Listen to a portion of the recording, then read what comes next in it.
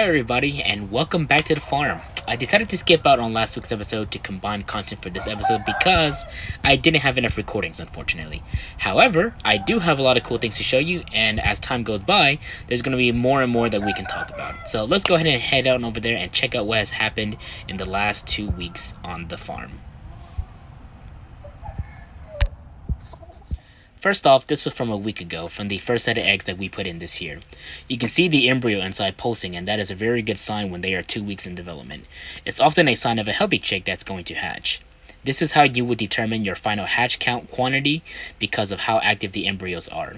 If you see no independent movement inside, then unfortunately the chick did not make it.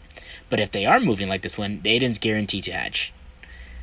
And then a week later, here we have the first official set hatched in 2023.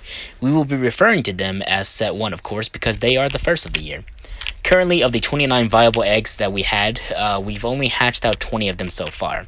They had already started cracking overnight, and first thing in the morning, they are dry and ready to go out to the brooder box.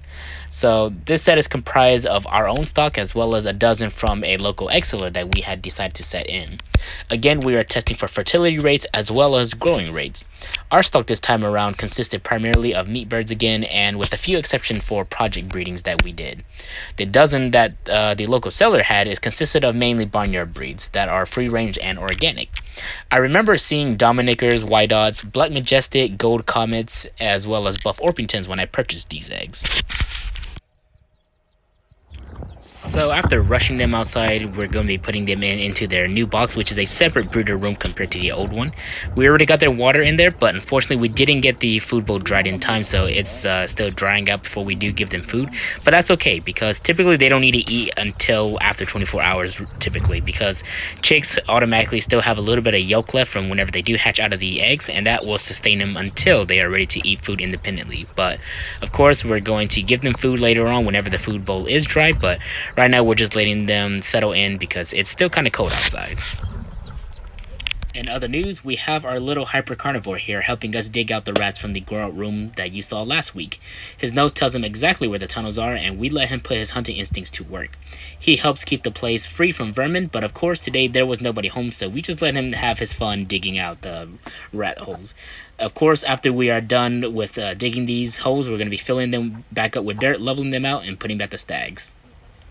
On the outside, we have decided to remove these old pins, which we've only had for about a year, but with the bamboo design, they are deteriorating faster than if we had used regular wire fixings. So we're going to tear them down and let the rain wash over the place, and then probably build something new, something a lot more sturdier, that way it lasts a lot longer, because these are in pretty bad shape despite only being a year old. So that is the plan for this area, as we are going to be doing pallets again.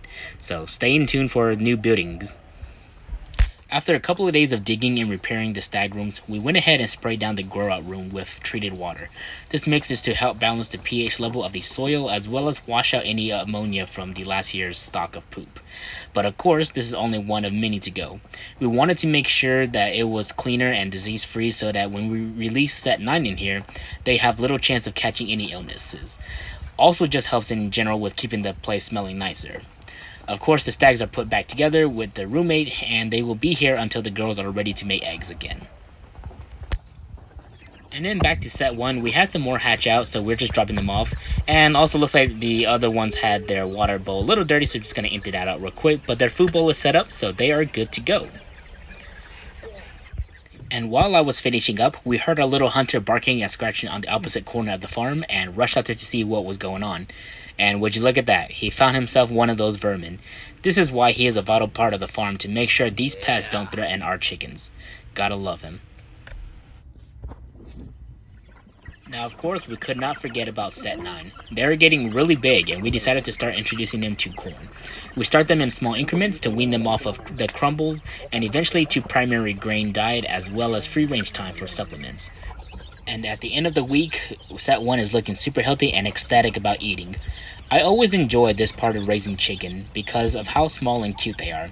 The most fragile part of a little life is so meaningful, seeing how they experience the world around them. There's so much for them to learn as they're going to be growing older, and as temperatures getting warm up, they're going to be learning a lot more about the farm.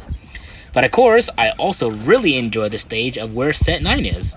We're going to be taking a look at them in comparison, and you can just see how big they are compared being a month old to only a couple days old. And I love the fact that in this point in age, they are so tame because they have gotten really used to the hand and they don't flock off anymore. So that's what's really nice about it. But of course, they are getting bigger, so we had to add an extra food bowl.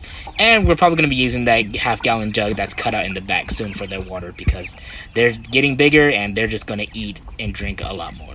But of course, we're going to be waiting to move them out whenever it's warmer.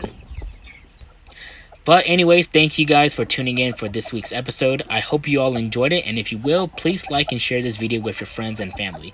If you haven't already, go ahead and subscribe to the channel so that you don't miss out on any more awesome videos.